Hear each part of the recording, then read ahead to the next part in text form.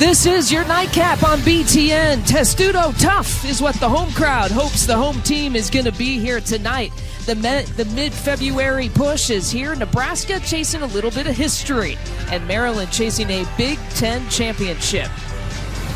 All 14 teams in action on this Thursday night. Maryland has a one-game lead ahead of the pack heading into this evening, and the top three teams about a game and a half separation, but it's been nip and tuck all season long. With Christy Winter-Scott, I'm Lisa Byington. Nebraska's Taylor Kissinger will come off the bench. Leah Brown will get her first career start, and Maryland with the usual starting lineup that's been working for them as of late. Well, they have been really efficient, and that's what they are looking to continue with today, looking for some continuation with momentum. I mentioned that Leah Brown will get her first career start. She's coming off a career-high 30-point game. And the reason, though, for the switch in the starting lineup, Taylor Kissinger has been feeling under the weather, hasn't practiced every single practice and every single minute since their game on Sunday. And they thought it was best for Kissinger to come off the bench here tonight.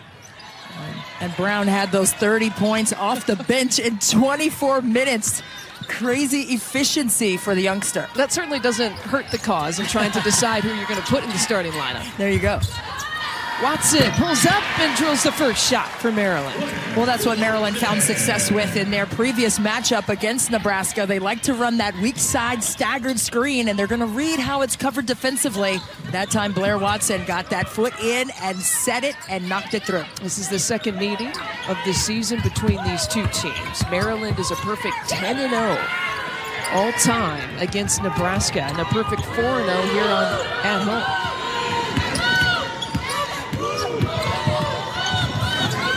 Double team coming on Whitish, but she finds Kate Kane. And a shot clock violation.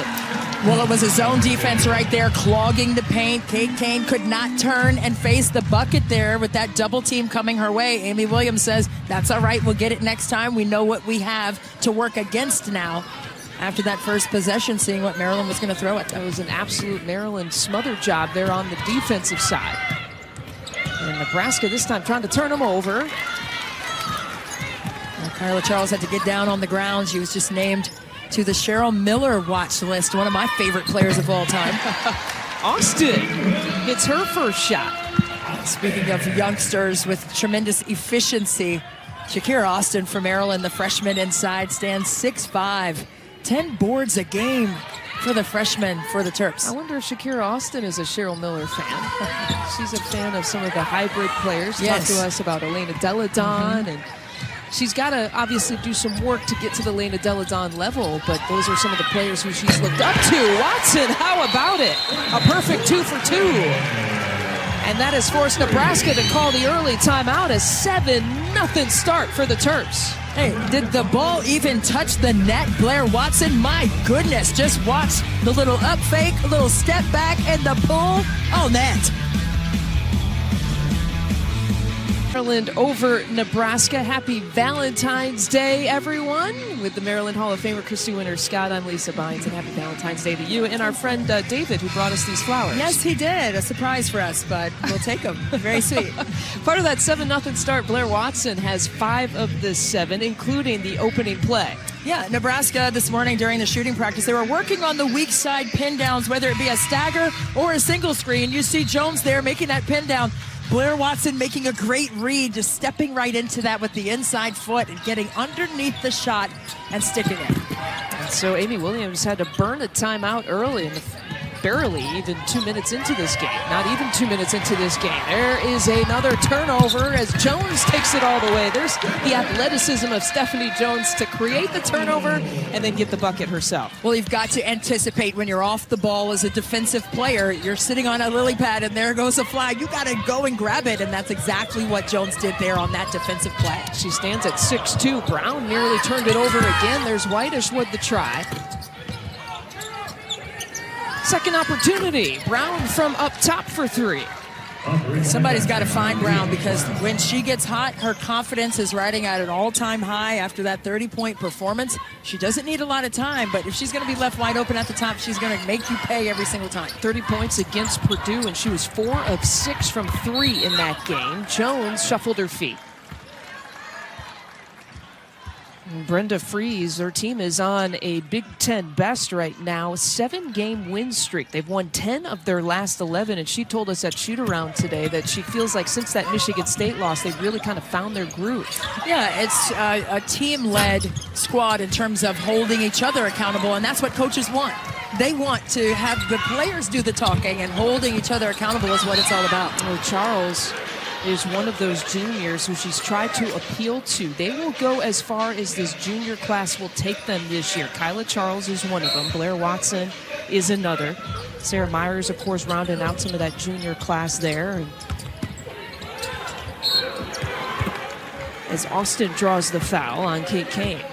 Well, I like the evolution of Shakira Austin's offensive game. She came in as a freshman as a defensive stopper, as a strong rebounding presence. She blocks almost 3 blocks per game, and tied with Kate Kane, matter of factly, in the block category in Big Ten Conference.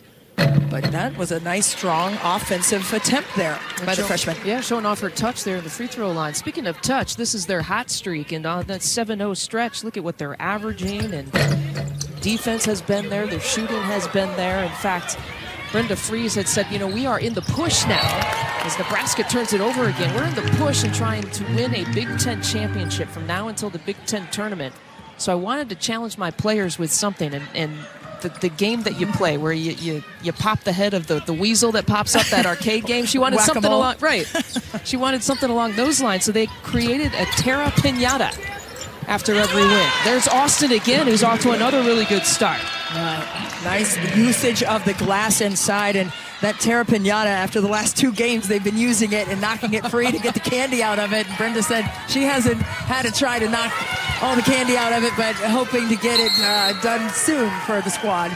But you got to keep things fresh. Yeah, you do, especially in mid-February for sure. Each player will get a crack at the Terra Pinata. Of course, Terra, the terrapins, right? Sort of play off the words there. But each player, they pick a player and they get a swing at it. I'd like to get a swing at it. Yeah, I'd like to get a whack. But it's been fun. Breonna Fraser has had a turn, as has Blair Watson. Kane with another offensive board. That is one thing that actually Nebraska has done well here so far, is giving themselves some extra opportunities. And the foul on Austin. Well, one thing that Coach Fries told us before the game was that, hey, we're going to rely upon our defense and our rebounding, and we know we have to do a terrific job of limiting shots from Nebraska. Amy Williams trying to find that secret to success that Maryland has seemed to find, and certainly beating Purdue the way that they did is one step, and beating Maryland tonight, if you go back to against Purdue and Maryland, which is a possibility for them here today, that would be quite the step for this young team. Oh, no question. And Amy Williams said, you know, she told the team, hey, just let loose and play free. And with a plus 20-point victory, that seemed to be very effective for the squad to just go out and do what they know how to do. Purdue, meanwhile, has got to lick its wounds a little bit. You saw earlier in the first game, losing to Minnesota. A combination of Kanisha Bell and Destiny Pitts, too much for Purdue. How about Minnesota now? 5-game winning streak for Lindsay Whalen in her first year as a head coach for Minnesota.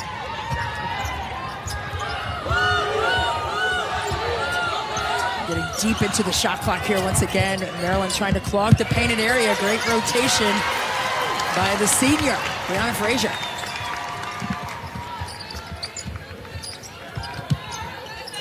4 turnovers now for Nebraska. As many turnovers as they do have points in this game to start. Here's one of those freshmen, Hybe.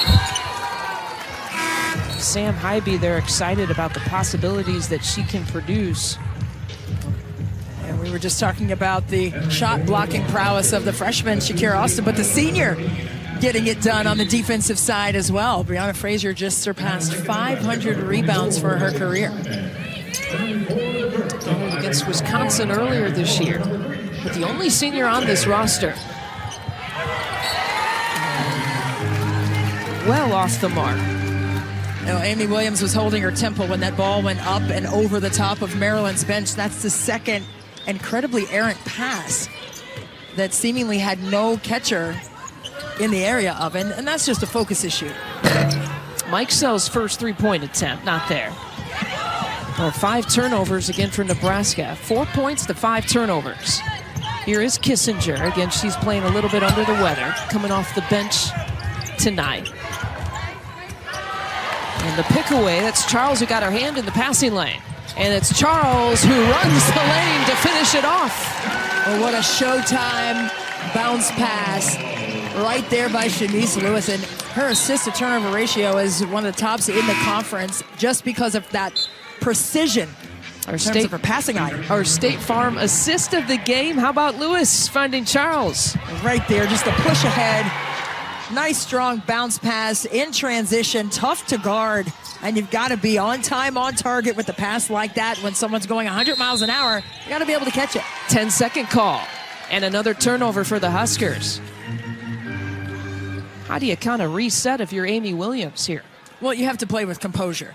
Right now, you can see that Nebraska's playing a little bit quicker than they would like to on the offensive end, and thus making those kind of quick decisions that aren't effective or productive. 1 bucket to the 7 turnovers. Mike Sill still can't find it yet. She'll keep shooting, though. And still 1 bucket here for Nebraska, a 1-for-7 shooting start. And they have to like the shots that they're getting, though. They just have not been able to connect them, so there's a positive in that. Hey, we're getting good looks. We just have to concentrate and finish. Verbeek whistled for the foul. Ashton Verbeek, one of the competitors. She's one of the freshmen. They've got 4 freshmen who average about 30 points per game between the group and about 14 rebounds per game. Brown and Hybe, 2 of the 3 top scorers on this team. Coverage of the 2019 Big Ten Women's Basketball Tournament from Indianapolis that begins March 6th. That's right here on BTN and, of course, the Fox Sports app. And we showed you the standings here to begin our coverage. Spots 4 through 11 coming into tonight, separated by a game and a half. It's insane, but that's just indicative of what's to come in the tournament. I tell you what, the next 7 games and how things shake out is really going to be fun to watch. You know who I don't envy? I don't envy the people in the conference who have to do all the tiebreakers at the end of the regular season. Here's Hybe for 3, and she drills it. Hybe knocked that one down, and that was a contested 3, so you have to have a lot of confidence to let that one fly, but it was good ball rotation there by Nebraska to free Hybe for that one. Lewis spin move on the freshman, and she draws the foul there on Hybe. Shanice Lewis, don't get it twisted. She can make a play by making good passes, but she's also a capable scorer as well, especially when she gets you in a spin cycle like that and gets you off balance. Don't get her twisted, but I think that's exactly what she did to Sam Hybe. She sure did. But 5 assists for Lewis. Sophomore season here in College Park. And talk about a team player, too. I mean, some of the playing time decisions, starting decisions, coming off the bench decisions, obviously not up to a player. And she's been coming off the bench really since the beginning of the conference season. Maryland felt that putting Shakira Austin in the starting lineup, having Lewis come off the bench was the best situation for them. And she's from Miami, had originally signed with Illinois, but there was a coaching change there which enabled her to come to Maryland last season as a freshman. 8 turnovers now. Verbeek shuffling her feet a little bit.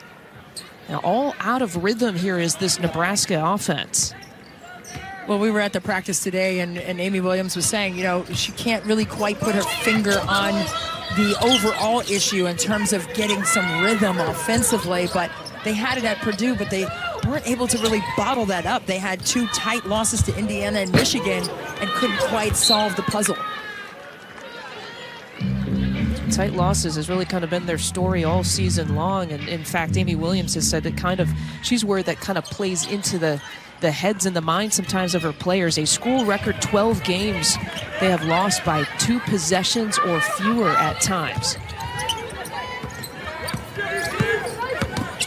They lost to Miami and they lost to Louisville by a considerable amount, and to Maryland as well. And those are really the only games here on the schedule where they felt like we're kind of out of hand, that they didn't have a chance to win it. Everything else, all of their other 13 losses despite those other games, they felt like they were in it. No question about it. In conference play, they're 2-6 in 2-possession games. So, only 2 wins in 2-possession games. That does do a number on your psyche. And sometimes she was saying that the physical fatigue because of the emotional race of trying to get over the hump is sometimes insurmountable when it comes to getting any kind of continuity game to game. Lewis getting the high screen here from Charles. Charles with a 15-footer.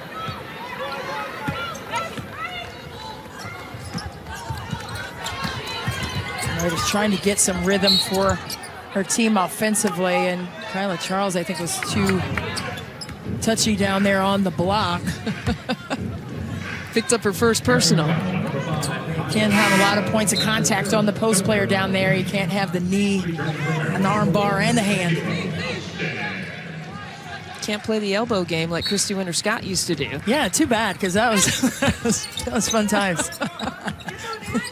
Who was it? Pokey Chapman said that she called you elbows, or that was your nickname? Yeah, elbow queen. I never knew until she told me years later, so that was great. Hannah Whitish for 3. A much-needed bucket for Nebraska. And a one-and-done there for Maryland. Only a 5-point edge, though, after the struggles even for Nebraska with the 8 turnovers here to start.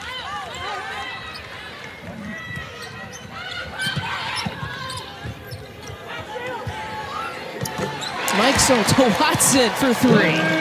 My goodness, Blair Watson, after tearing her ACL last year mid-season, the beginning of this year, she was cleared by the doctors to play and everything, but the trust of her body wasn't quite there. But now you're seeing that confidence physically from Blair Watson in her game.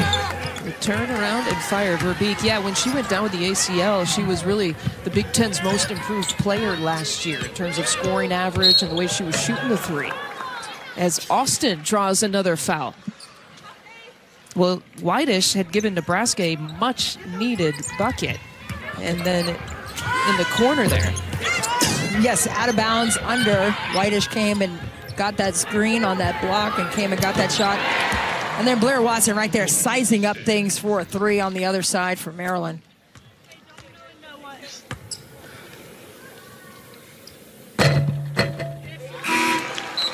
Soft touch there for Austin. Who's coming off really a game. She just scored 1 point against Rutgers in 13 minutes of play. In her freshman year, kind of in the lineup for her defensive presence and any sort of offensive production they can get like they have here in the first quarter is a bonus for Maryland. Yeah, no question. And you want to have a good, strong rotation. And you want to have different lineups that can create different kinds of looks on both sides of the court. Austin's nearly at her average here in the first quarter. There's 7 points. And Stephanie Jones whistled for the foul, trying to defend Kate Kane. When you're guarding a player like Kate Kane, who thrives on rim runs and getting deep into the paint in transition, you've got to stay loose. She wants to be physical and get her body on you, so all she has to do is catch and shoot right in front of the basket. That's what I like there. Tana Napier talking to Shanice Lewis. I love it when you can see the officials communicating with the players and the coaches throughout the game. What they can do, what they can't, what they're looking for. Well, everyone is a student of the game. No one knows more than the other. Everyone is trying to be on the same page with expectations according to the rule book. Austin gets it blocked by Kane. Those are 2 of the better shot blockers going up against it. Now they're tied at the top of the Big Ten Conference, 2.5 blocks per game for Kane and Austin. Kane had 6 blocks the last time Nebraska played Maryland. Go along with her 10 rebounds. She really has great timing. Doesn't make body contact. She waits till the shot is in the air and sends it back. Just a slight differential between game and shot clock. What a pass. Whitish to Kane. Left all alone for the final play of the quarter. Yeah, Maryland had gone hard on the switch out and nobody rotated. When you have a trap, you got to rotate hard and help the helper right here. Maryland falling victim to not getting that done. Lewis went the wrong way. Nobody recovered. Kane, a Maryland men's coach Mark Turgeon in the house. That's his son wearing the Nebraska sweatshirt, Will, who actually attends school down the street. Maddie Simon's uncle, that's why they're in attendance here. You notice that Mark Turgeon is going neutral with, with his sweater. With the gray pullover, I see it. Mark's dad, Bob Turgeon, lives in Lincoln. Of course, that would be Maddie's grandpa. And she was excited to have all kinds of support here in the house, traveling over to Maryland. She says she only gets to talk to Mark Turgeon just a couple of times, but happy that they actually had a pregame moment back in the locker room, and she's happy that he's here supporting her. Yeah, Coach Turgeon's son, Will, goes to Catholic University, which is very cool to hear, but yeah, he's sporting that Nebraska. She said that he would be. She said he might be the only Turgeon there you go. family member who would be going bold like that and wearing Nebraska sweatshirt in Maryland territory.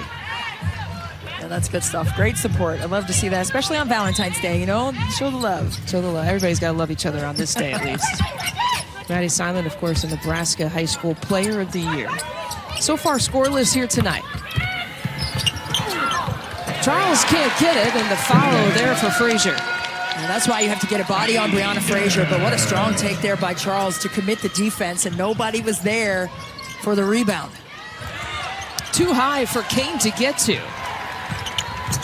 And the 9th turnover of the game, and 8 of them in the first quarter.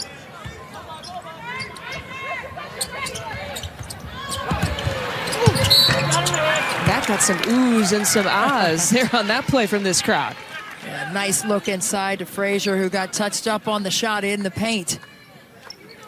Just take a look right here, the passing eye right here by Taylor Mikesell. Just a great bounce pass once again, and I love the pick and roll action. I mean, it's so basic and fundamental, but when you can do it and execute it like that, you can really make the defense make tough choices. What are you going to do?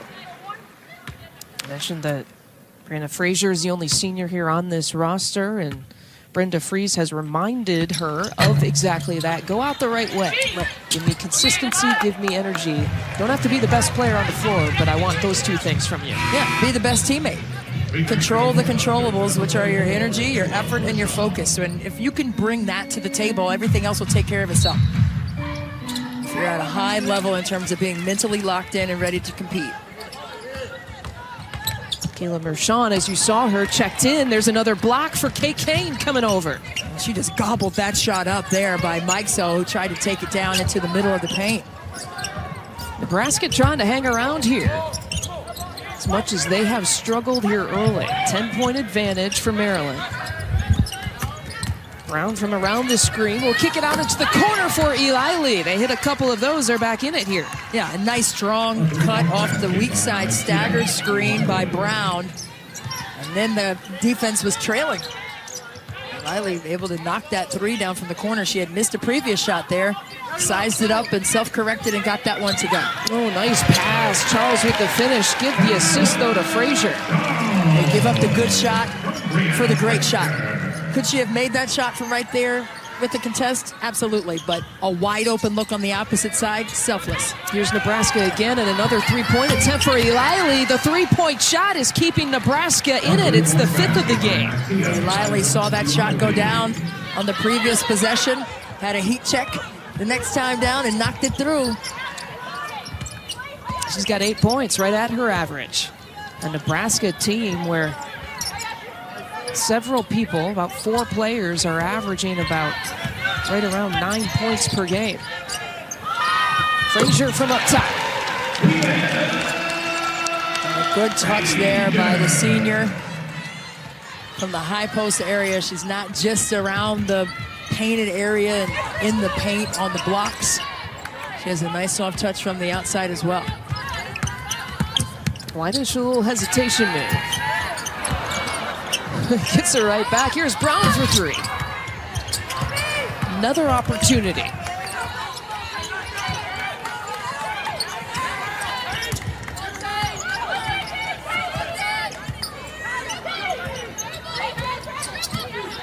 Maryland trying to talk on defense, but you really don't see it. They're switching and hedging hard, and we're sitting close enough to hear it.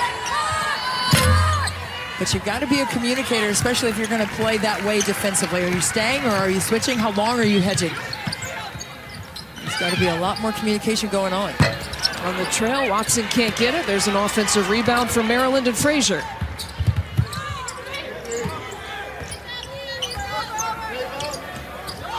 To Frazier again.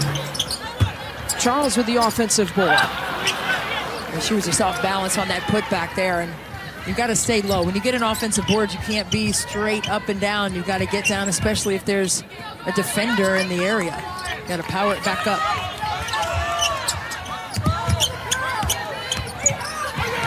Hannah Whitish got stripped. Here's Watson, and she gets tripped up.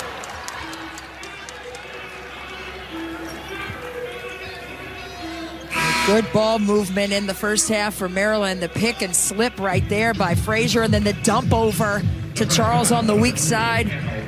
Spectacular execution. And then right here, Eilili pulling a three from the right side wing in transition. Now, the transition three is the toughest to defend because everyone wants to guard the house, which is the paint.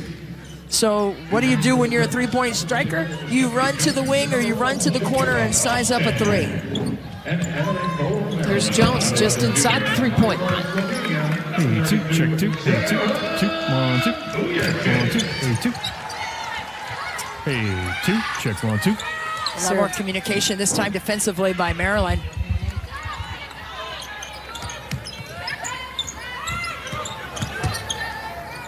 Whitish in trouble. Backdoor look to Hybe. Well, it looked like on that one, Austin got hung up. Like, should I help? Should I come this way? But that's where communication helps you. Your teammates can help you if you're indecisive on where to rotate. But you got to see the ball at all times. And Nebraska reading that one perfectly. A Maryland turnover gives it right back. Here's another look at it. Here's Whitish right here, penetrating to the high post area, and then the back door, and Austin just got hung up on where to commit. Here comes the ball. Just watch Austin right here, just the indecisive. You can see her footwork right there. She was going to the left and then saw the ball, but it was too late. You have to be able to react to where the ball is going and beat the ball to the spot. 29-23. Again, you would look at the stats and you would expect maybe Maryland to have a larger lead than this. And Nebraska hanging around. Looked like Stephanie Jones has some contact there inside, but another great pass by Lewis to push tempo, and a three. Kissinger hits it. Not feeling 100%. Yeah, but all you have to do is give 100% of the 50% that you have physically. Kissinger knocking down a three ball.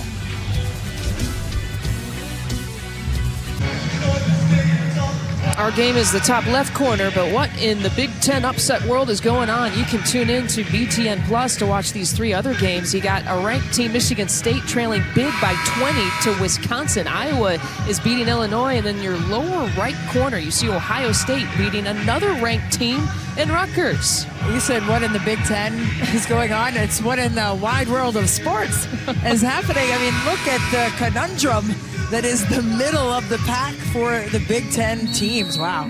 There could be lots of movement here tonight. You see Nebraska sitting in that 11th spot. If they were to win here tonight and improve to 7-7, barring, of course, results in some of those other games, Nebraska can move up to as high as 5th place after tonight, going from 11th to 5th. Yeah, speaking of 11-7 advantage so far in this quarter for Nebraska over Maryland. Out of the timeout, they go right down into the post to Stephanie Jones. They had to be a little more patient offensively. They're trying to push tempo and things weren't there. You can't force what's not there.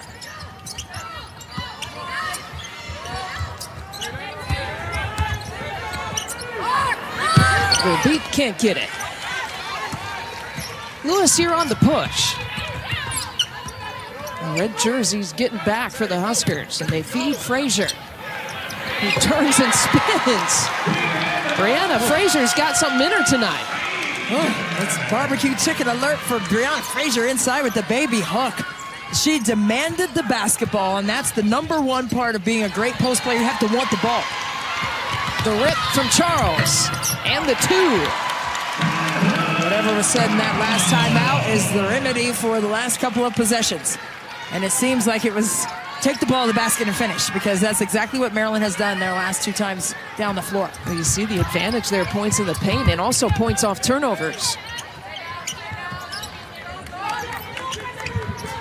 But it starts in the defensive end, and that's what Brenda Fries has said. Before the game, she said the same thing. We've got to do a great job defensively, and it starts with our boards. Tough move for Simon. And Kissinger battling for it. It'll be a jump ball. Nebraska will keep it. How about Brianna Frazier today? Yeah, Brianna Frazier right here, demanding the ball, commanding it, and a strong rip and finish right in front of the basket. I just love it.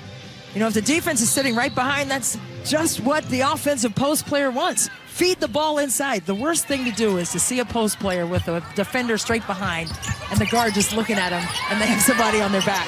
I mean, I'll never understand it. Here's Simon. Simon's still scoreless. Her second shot.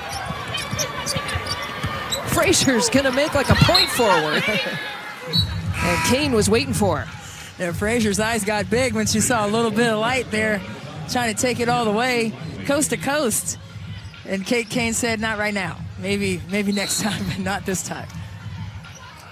Set a school record 100 blocks last year. Part of the freshman, the all-freshman and all-defensive team last year. Was the only player to be on both teams. 9-point edge, Hybe. Not afraid of anyone. Yeah, she just drifted right by the outstretched hands of Maryland and Frazier. That was a degree of difficulty probably on the 10. I mean, she had to really squeeze by with not a lot of space for that finish in transition. 2-3 that morphs into a 3-2. They're going to bump at the top of it. And they were going down low again. Talk about Kate Kane and Shakira Austin, and Kane involved in that opportunity too. And you see some of the block leaders this year. You've got Ariana Harris, of course, she's the Big Ten's active career leader. Shakira Austin leads the Big Ten for freshmen. You got last year's blocks leader in Kate Kane. 2 years ago. I love it. I love a block party. Yeah. And you see Ariana Harris with 3 blocks per game, that's second in the country. So when you have defenders right in the paint that are that disruptive, it's just a plus, you know, because even the shots you saw that they're averaging 2 and 3 blocks a game, they're going to change a lot more than 2 or 3 shots throughout the game. So when you have someone that is that impactful on the defensive end, that's just a plus for your entire team in terms of getting those necessary stops. That last player you saw, Alex Whittinger from Illinois, was the leader a couple of years ago. All 4 of those players still active here in conference play. So if you like block shots, this is the conference to watch. I love them. It's a statement. It's a statement. You take pride in your defense, and you have to be great in terms of not making that contact, as we said earlier with Kate Kane. Well, again, the 3-point shot has been so big for Nebraska. 5 different players have hit at least 1 3, but this time it's into the lane for Eli Lee for 2. Yeah, Eli Lee kept moving off of the ball and was able to get right in front of the basket, but initially it was a great job defensively by Kyla Charles, not allowing Whitish to turn the corner. Frazier gets the second opportunity. Here's Charles, not allowed to move, and there is Kane coming over with the block. Strong rotation there by Kate Kane. Oh, look out, Eli Lee. Again, back to back. Nicaea Eli in double figures. In fact, she's the first Nebraska player to reach double figures against Maryland this year. No one did it in the first meeting. Eli Lee's just so long and lanky, and Brianna Frazier right there finishing at the rim with the long drop step of her own inside.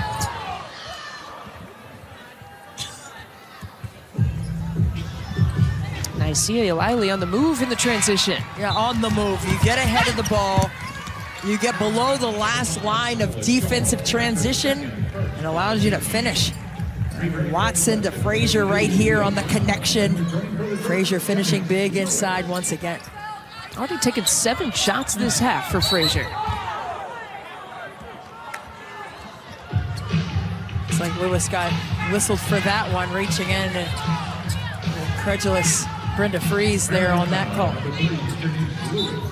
But if you show your hands and play with your feet. How about that? Oh boy. Athletic move by Brown. from the out of bounds. And what can Brown do for you? Catch a lob, finish. Mike Sell's been quiet. First points. Taylor Mikesell, the gym rat, puts up a ton of shots, 1,000 on off days, 500 on game days. Beat the halftime clock to get on the board. The final few seconds here of this quarter. Kane, too strong.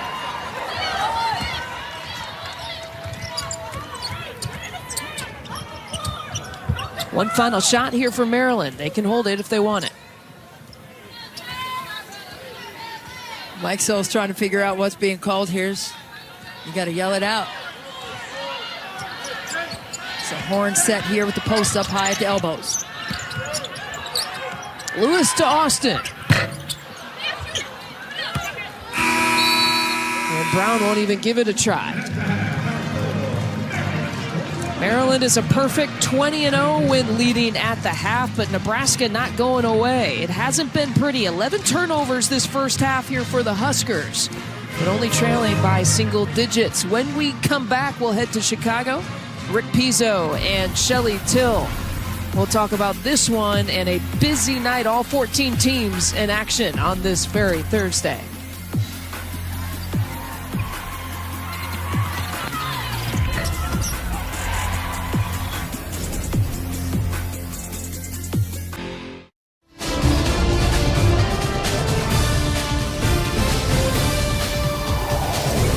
Kyla Charles, one of 5 Maryland players with at least a half dozen points in the first half. Charles has 7, and Maryland leads by 7. I was told there would be no math. Welcome into this women's halftime report. Rick Pizzo, Shelley Till alongside. We bring up those numbers because all night leading up to this game, Shelley, you've been focused on Maryland's depth and their balance. That's exactly what they've shown here in the first 20 minutes. Yeah, it really is. And we talked about how Nebraska was probably not going to be able to slow them down, and they've proven that with multiple players almost in double figures already in that first half. And they're doing it in multiple ways. First off, attacking inside. They have doubled up Nebraska in the paint, 24-12 in this game. But the defense turning into offense for Maryland, that is their signature. They love to get out. They're pressing Nebraska, causing all kinds of problems in terms of turnovers. 11 turnovers have led to 11 Maryland points. And hitting threes, getting points in transitions, great screens, slips. You're seeing a little bit of everything out of this Maryland team, showing why they are so good and getting better as we progress in the season. That being said, Nebraska is still in this game, down just 7. Nicaea O'Leary with a dozen. And the Huskers hung around through large portion of that first half because they knocked down critical threes. Yeah, well, they knocked down critical threes, and they also quit turning the ball over. They had 8 turnovers in the first quarter, 3 in the second. And like you said, that the 3-ball, the great equalizer for Nebraska. This is a team, and we mentioned this coming into this, they had to get hot. A couple players had to step up and have some career nights. And now that they've tasted a little bit of that success, look for Nebraska to come out. Hopefully Maryland, I'm sure, is being talked in the halftime locker room, guard the 3. That's what they've got to do.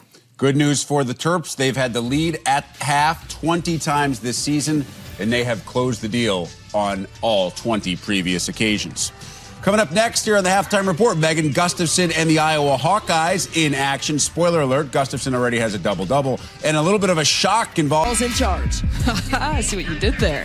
Here are your first half stats. 11 turnovers for Nebraska, 8 of them coming in the first quarter. So the good news for the Cornhuskers, they cleaned things up a little bit in the second quarter. Points in the paint, as you had mentioned, the plus 12 advantage. Nicaea O'Leary leading the way for Nebraska with 12 points. And Shakira Austin with 7. In fact, really about 5 players here for Maryland have about 6 points or more in this first half, so kind of balanced scoring for the Terps. Yeah, no doubt. And the paint points, once again, Austin trying to get in there again. 48% of Maryland's offense comes from the paint. So, of course, they're going to try to pound the ball inside. They've been very effective with that all season long so far. That's what we're used to seeing with Maryland basketball. We're not used to seeing them getting out-rebounded, though, right? 20-18 advantage. Nebraska has them there. Well, Maryland is on average this season plus 10 in the rebounding category over their opponents, so I'm sure that was something that was discussed by Brenda Freeze at halftime. And the foul committed on Stephanie Jones. That's her second. Going back to Maryland's rebounding numbers, and they had 18 rebounds in that first half. 7 of those were on the offensive end. So they're following up shots. We saw Charles missing that shot and finishing inside were her teammates, but they've got to do a better job of getting the stops on the defensive end and not allowing Nebraska to get second and third opportunities from their rebounding efforts. You see where both of these teams stand. Maryland coming into tonight really with a game edge and a game lead there in first place, an 11-2 Big Ten record right now. But man, how about those scores and some of the possible upsets that we could see with Michigan State trailing big, Rutgers trailing big? Well, it's just been as the Big Ten turns. I mean, every time that there is a game in conference play this season, you just don't know what's going to happen. But just the balance of the league this year has really been spectacular, and you just can't come out and play flat. You've got to be on your A game. It doesn't matter who you're playing, it matters how you play, and that's so evident this season. They said Charles stepped on the end line. And the thousands of officials here sitting in the stands don't really agree with it. The 1-2-2 look, trying to ice in the corner with the trap.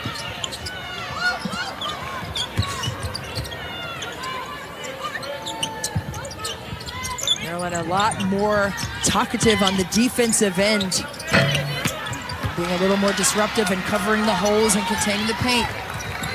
In that second quarter, Nebraska was able to take what they wanted a little bit a couple of times, cutting from that weak side. Dead even in scoring in that second quarter, 19-19.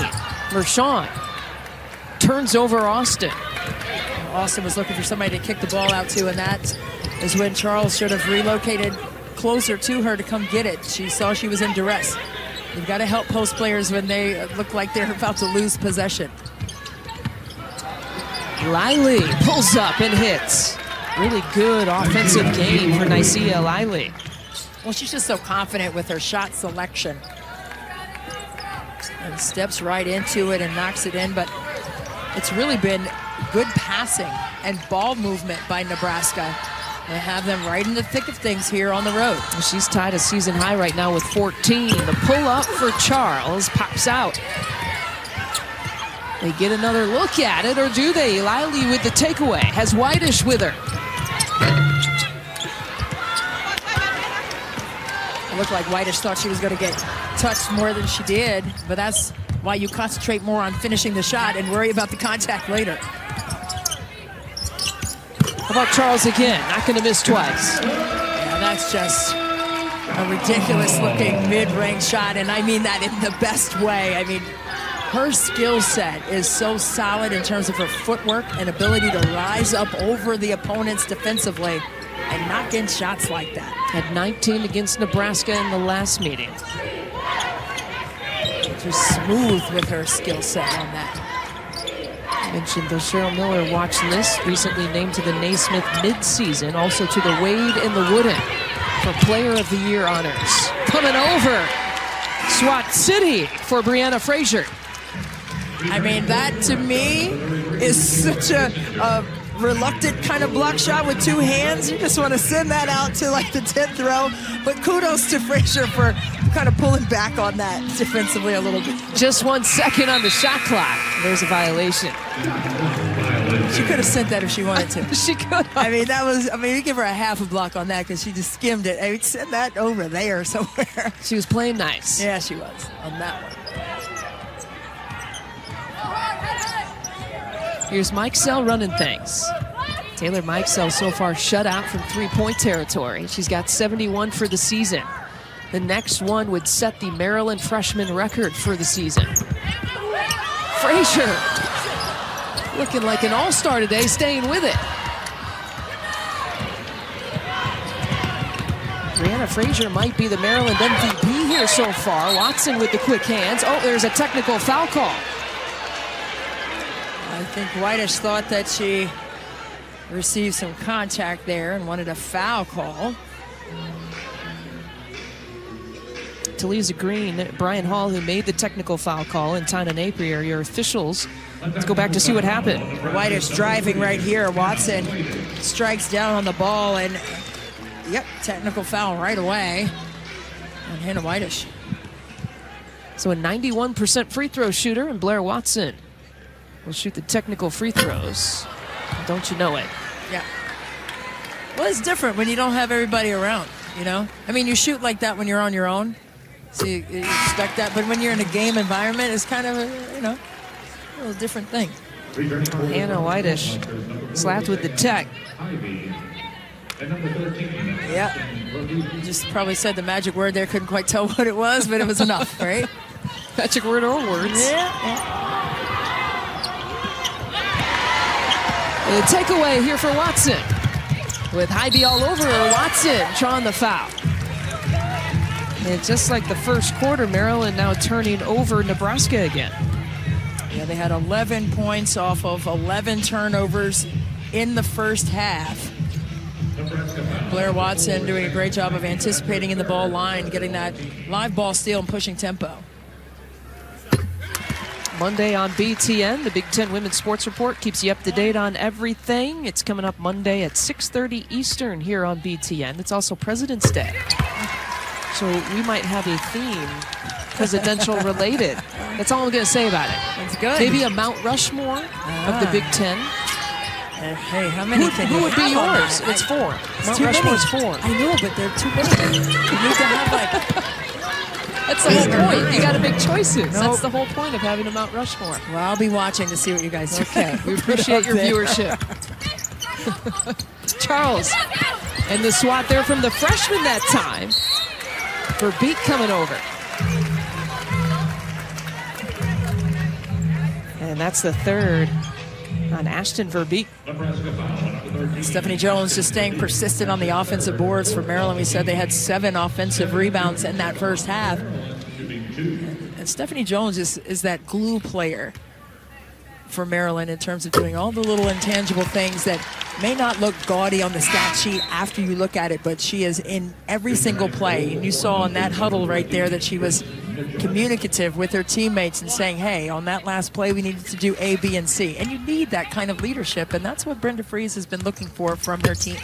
So Stephanie Jones, I think it's a rite of passage that if you're part of the Jones family, you have to shoot at least 60% or better in your career, right? Yep. Her older sister, Brianna, did exactly that. Mitchell. And it'll be Mershon who goes to the free throw line. Stephanie Jones' sister, Brianna Jones, is playing in the WNBA with the Connecticut Sun, and is also playing in Russia. Yeah, but you're not invited to the dinner table if you don't shoot above 60%, right? Yeah, you got to sit at the card table, man, if you don't shoot 60%. The little kids table. I hated that table. I did too. How would you fit at the little kids table? Exactly my point. I didn't, so I didn't like it.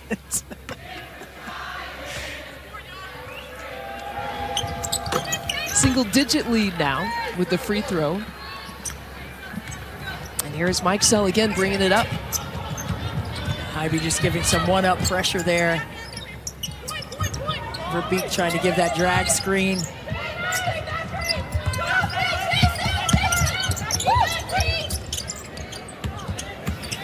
Frazier's going to take it herself. Frazier trying to put on a post clinic tonight. Yep. That footwork by Frazier not paying off, but who came up with the basketball once again? Stephanie Jones, right in the middle of it. 1-2-2 once again for Maryland. Trying to look for a trap. Good job by Nebraska to push through that second line. My goodness, nasty block by Charles. Guess who's in charge on that one? Here's Mike Sell for 3. Can't get it. Still hunting down that three-point make. 0 for 3 now.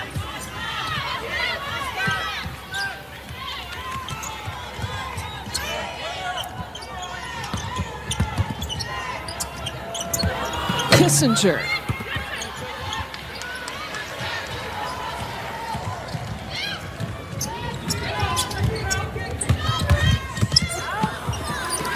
Charles muscling it in for 2. Now she had to pull it out of her back pocket. It seemed like it got stuck on her hip there.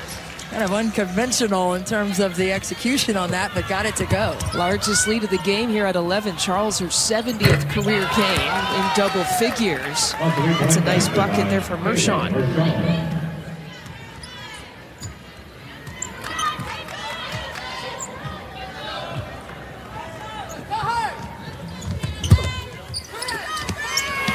Finding Jones. That was a great read, though.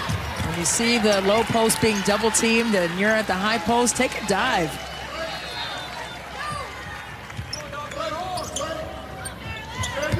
Trying to ISO Jones inside. Frazier. How about it? Brianna Frazier. She is going to work in the post. And that's a nice strong drive from the high post by Frazier as well. So she's been in her bag tonight at home. 7 games in double figures. 11 points here tonight. Floater. That was sailing for days. Yeah, White is drifting and still getting that one to go. You usually don't see that go in terms of balance. And again, you feel like Maryland's pulling away and Nebraska's still hanging in there. Frazier, potty, bucket, and one.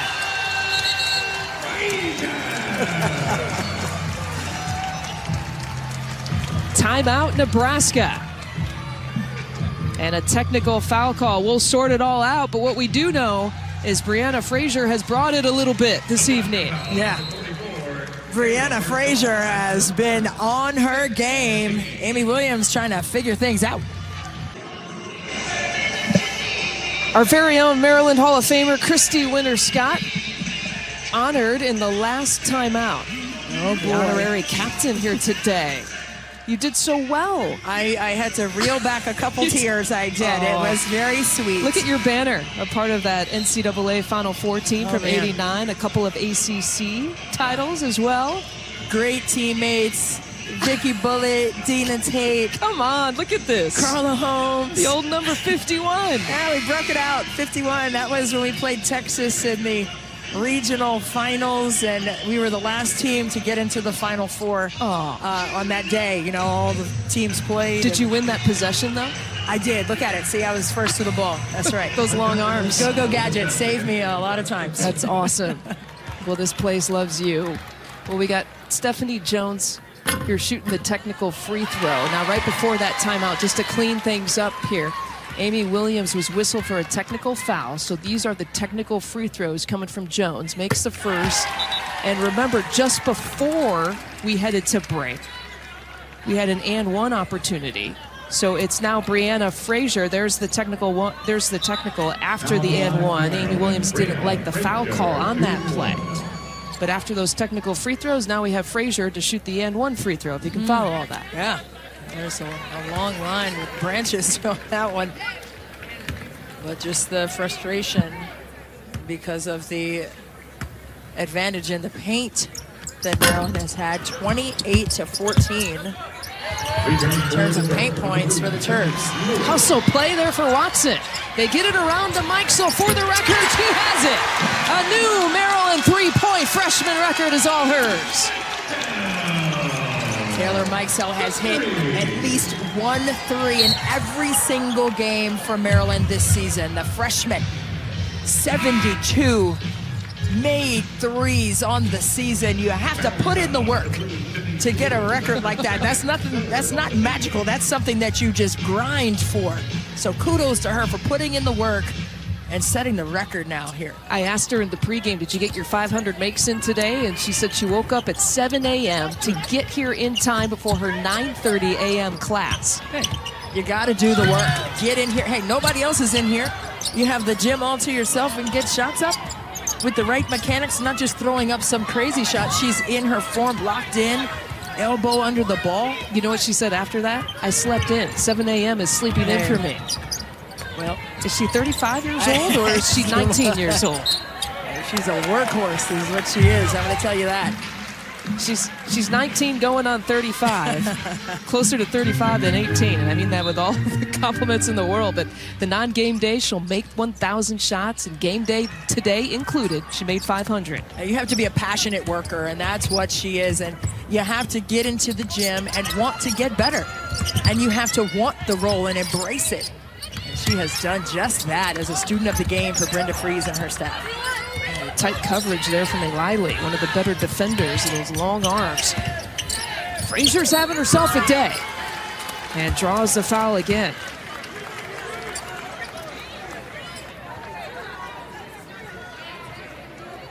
Nebraska foul, number 5, Isaiah Eiley. That's her first. Amy Williams. Brianna Frazier at the line for Maryland, shooting 2. Beside herself. Yeah, that's the universal coach's nonverbal on things that don't look the same. But hey, from your vantage point, it's tough, you know. But Frazier being ultra aggressive offensively for Maryland with that pull-up. And Eiley just, when you see that happening as a defender, you have to go up with 2 high hands. Any kind of forward movement, breaking the plane, and you're off the ground too, I mean, you're just leaving it up for a foul. I mean, to be called on that. You have to stay in your cylinder. Amy Williams, feisty, competitive, was a former walk-on, got a scholarship after really her sophomore year at Nebraska. Now coaching at her alma mater, and Eiley, we've seen that a few times with Nebraska. The fact that they've kind of had that miscommunication. Amy Williams, class of 1998, 12th year overall as a head coach. But, you know, it's the passion that keeps us engaged. And I tell you what, the love of the game, it shows on people differently. And it's not right or wrong. It just is what it is. Coming from a passionate coach as yourself. Good luck to fighting for a championship tomorrow, by the way, with your high school team. Yes, go South Lake Seahawks tomorrow. 5:45, good vibes. Put that out there. Send them up. Eiley over to Whitish. They left her open. A little flare screen action, trying to get Whitish going offensively. She had just made a shot earlier in the quarter, trying to get her some rhythm. Mikesell again. A couple of three-point makes now in this second half. Speaking of rhythm, the freshman lighting things up from the three-point line. It's just in her DNA.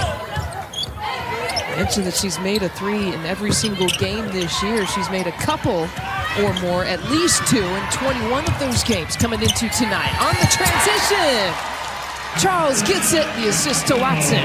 Ooh, the little pocket pass right there by Blair Watson, just easy.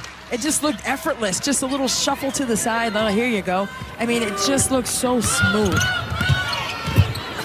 Largest lead here of the game, another turnover for Nebraska.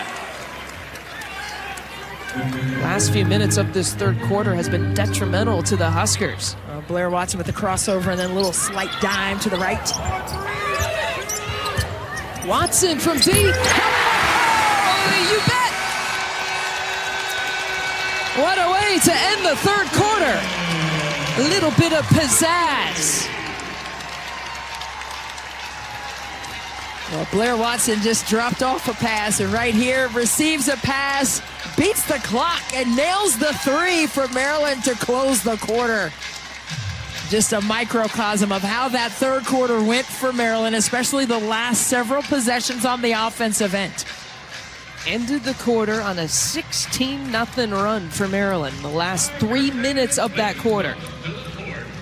Now, Amy Williams and the Huskers had kept it tight, even despite some miscues with turnovers. But Maryland, thanks to a really big third quarter, have stretched this one out.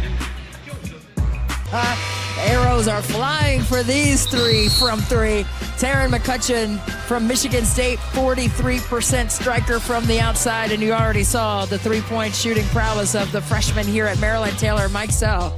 And Carissa McLaughlin from Purdue, a 37% shooter from the outside. Cupid's arrow right on point for that trio. Taylor Kissinger, the best three-point percentage in the Big Ten. Well, why'd you pick those three in particular? I just love the timing of their shots. They're not forcing the action from three. They're rhythm three shooters within the offense, and that's what you love. And they're aggressive and they're efficient.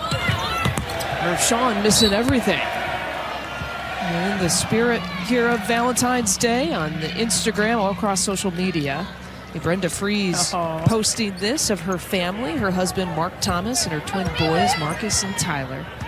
I love it. Yeah, that's how it is when you have a couple of boys, right? Hanging all over and grabbing the leg of dad. It's cute stuff.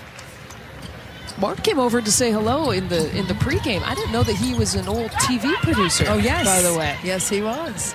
Here in the DC area. Frazier straight up, no call. Here's Charles on the push. What a move! Left everyone hanging. Kyla Charles.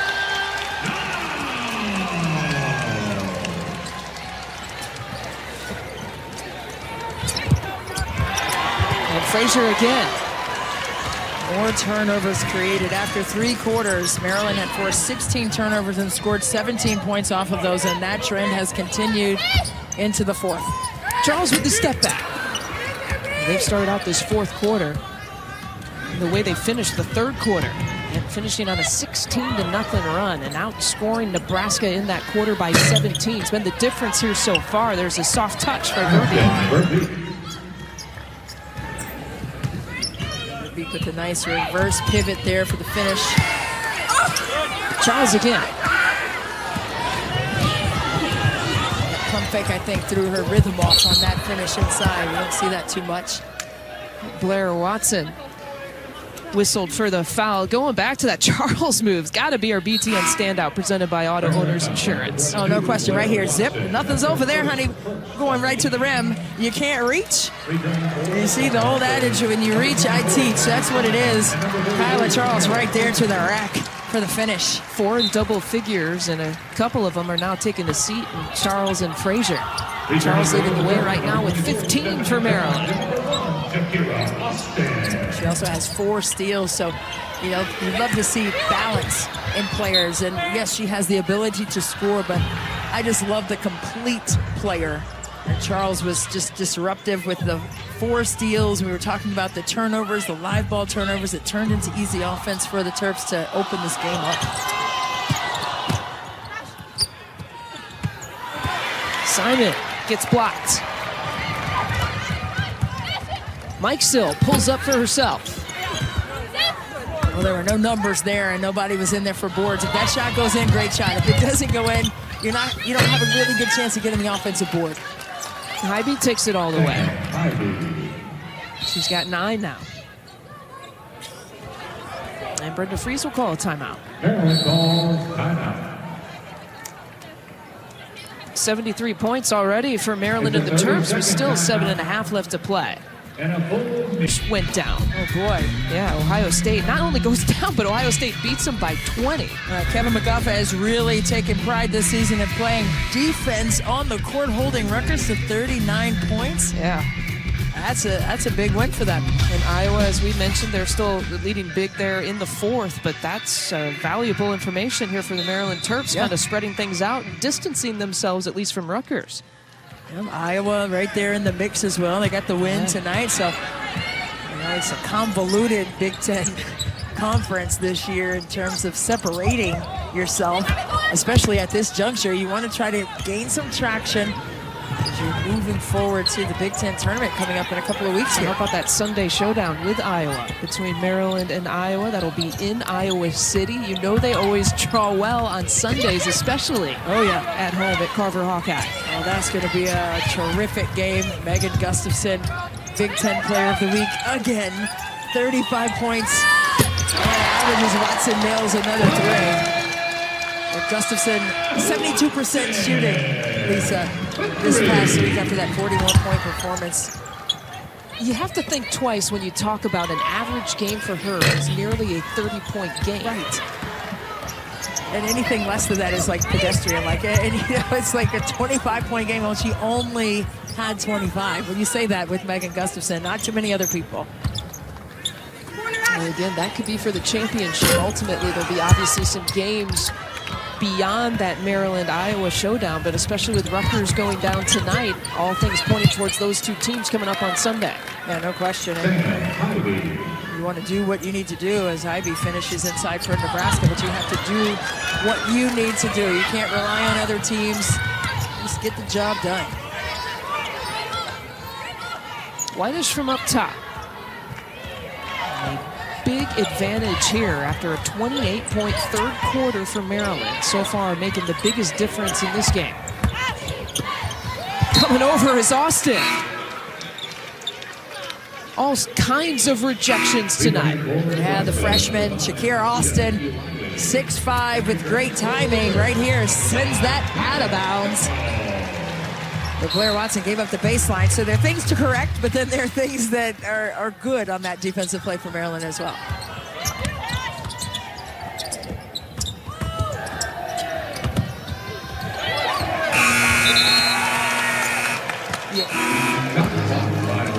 Just another miscue there for Nebraska, and then you're on that side of the court with your teammates. I mean, not just the ones on the floor, but on the bench as well. And your teammates over there, everyone has to stay engaged to secure possessions for the team. 25-point advantage. Again, this is a Maryland team that hasn't lost since dropping the game on January 17th to Michigan State. A Big Ten best 7-game win streak here so far coming into tonight. Brenda Fries had talked about, and you addressed it in the first quarter, that this has kind of been a player-led team since that Michigan State loss. And they've had some conversations about leadership, and you know, she said during the timeouts when the coaches have the huddle and the players are waiting, they weren't engaged or saying anything. And she said, you know, that's a good time to have a good conversation about what's happening on the floor before the coaches come into the huddle. And she said that is something that has definitely changed. What does this mean maybe for some postseason hopes, the way that Maryland will end the regular season? We'll talk about this little one. Oh, little Puda Pie. Happy Valentine's Day. You're never too young to take in a basketball game. Yeah. Trying to get that pacifier, though. He's struggling. Right.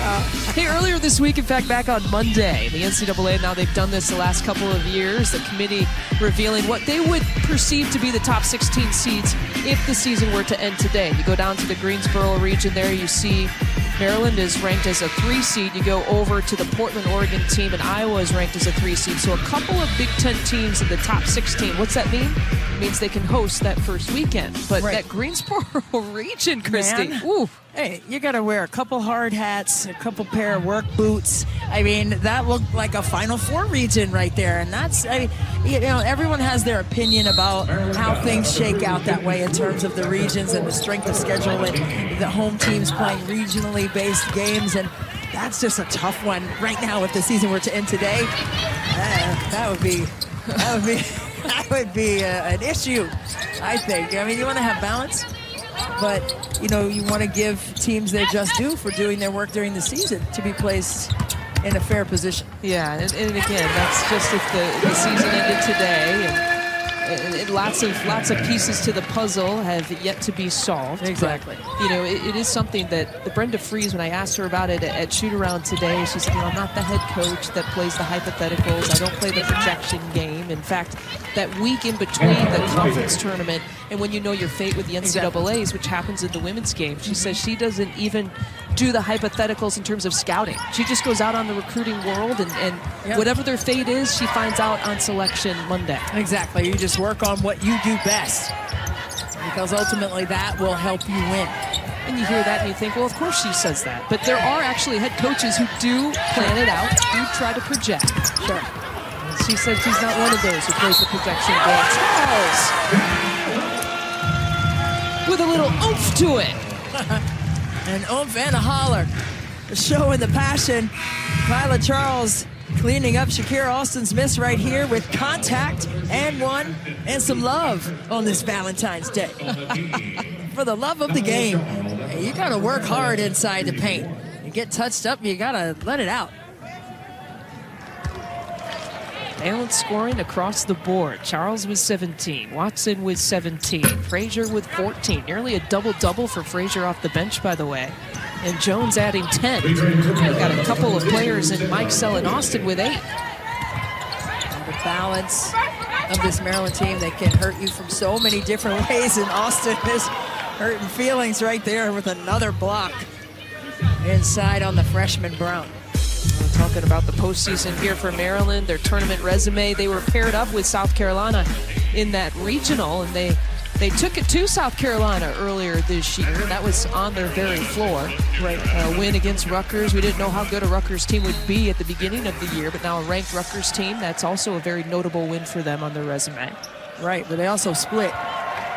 Rutgers and Maryland split early, and Lewis fouls out there with the 6 points. But, you know, when you look at the overall resume and the strength of schedule and the strength in the Big Ten this year and the way teams have beaten each other, I mean, you have to look at that and in terms of what kind of basketball, in terms of quality and strength, is being played in the conference this season. I mean, you see Michigan State go down today, Rutgers go down today, and every time you turn around, there's somebody ranked or in the discussion for being ranked falling. So it just speaks to the strength of this conference this year. And that could go both ways too. The argument is there balance, is there parity, because all the teams are good, they're competitive. Well, you see a team like Michigan State that beat Oregon earlier this season. So, I mean, that's how you win that argument in terms of the strength of the conference. So you look at what they've done outside the conference, with Maryland defeating South Carolina, Michigan State beating Oregon, and you have big wins outside of the conference that solidify the quality of play in the Big Ten.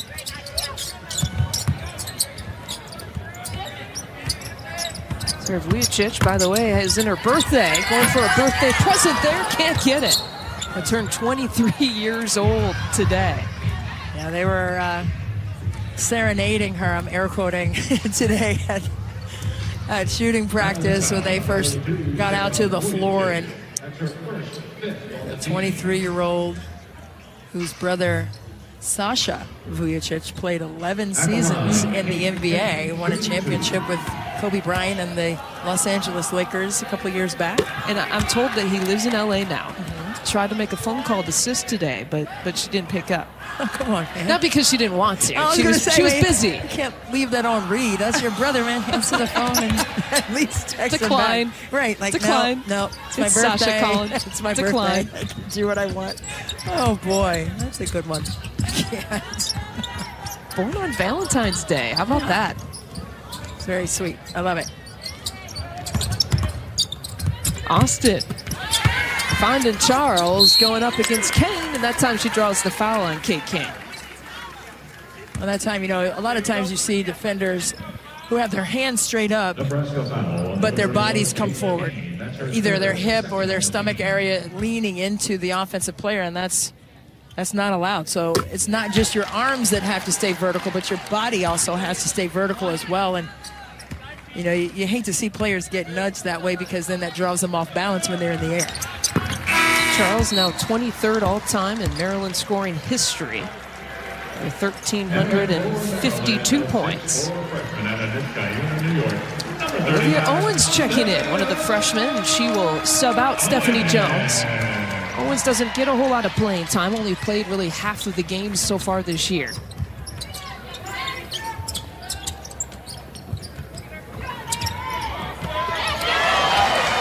That has been the problem for Nebraska tonight. Yep, just too many turnovers like that, just costly in terms of empty possessions. How about Owens coming off the bench? Nice moment for Olivia Owens. And that's why you stay ready, so you don't have to get ready. Come off the bench and go out there and go to work. Olivia Owens, the freshman, giving a little wry smile to her teammates, some high fives, some love. There's your starters. They're loving it. Well, that's what it's all about, the camaraderie and the willingness to cheer on each other. It's not just about what you're doing well or not well. You're engaged and When you can be happy for someone else, that's when you've moved to a different level of selfless team play. And it's that kind of engagement. Brenda Fries was telling us she actually took video of other teams, Marquette being included, about how they run their huddles. When the coaches are separate, it's a player-run huddle in the timeout. They took video of the Maryland huddle early in the year, and the players were disengaged. They weren't interacting with one another. And she said since that Michigan State loss, a lot of that has changed with this Maryland squad. Yeah, it's more vocal, she said, and it's in a good way. The leadership is not coming like, you need to do this and that and the other thing, and the integrity of that kind of statement sometimes doesn't get taken the right way.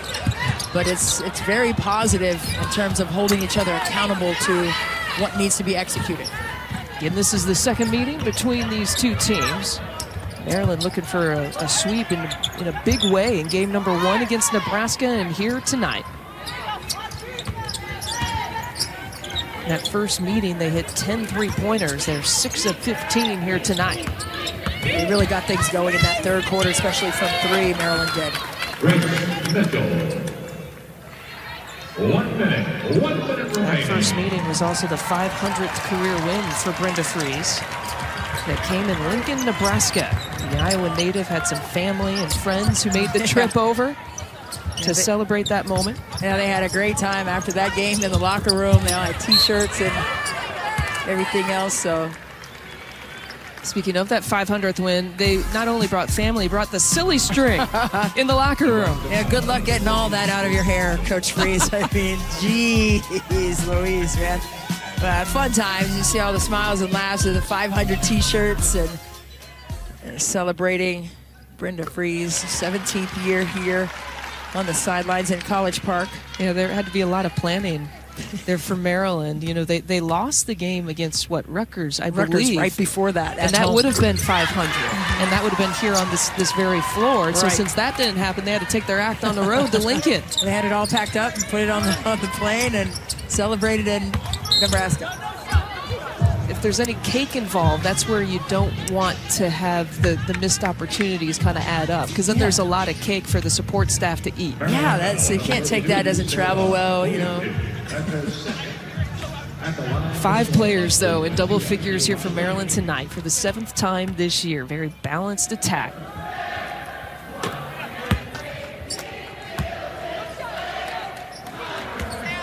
And turning the focus here on Nebraska. Again, a team that trying to find itself a little bit. 4 freshmen here for Amy Williams. Again, I've talked about they've averaged 30 points per game and 14 rebounds per game between them. Had a lot of close losses. Tonight is not one. But blowout losses has not happened a lot for this Nebraska team here this year. No, they just need some consistent play and some consistent production. You know, Hannah Whitish had 7 double-figure scoring games in a row, only 7 points for her today. And Charles with another and one. And a 20-point game here for Kyla Charles. Kyla Charles right to the rack. Nebraska foul, number 14. Once again, and just the strength and speed by Charles to get in there and finish with contact is really fun to watch in terms of her overall development. And, you know, she usually plays the best offensive players on other teams, so she's well-rounded in terms of what she brings to the table as a player. And if you felt like that looked like Tori Jankowska on the bench, it was Tori Jankowska. If you didn't know, she's on the Maryland staff, having a good time with Brenda Fries.